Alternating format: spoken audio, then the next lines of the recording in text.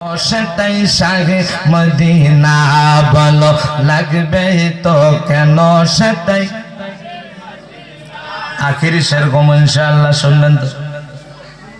তাই নবীর আওয়াজায় মুনাফিকরা ওই মদিনা যেতে নাহি চায়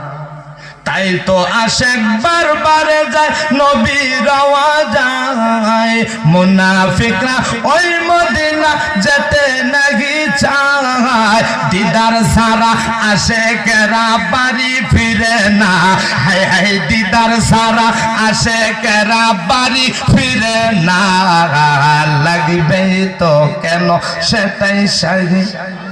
না বলো লাগবে তো কেন সেটাই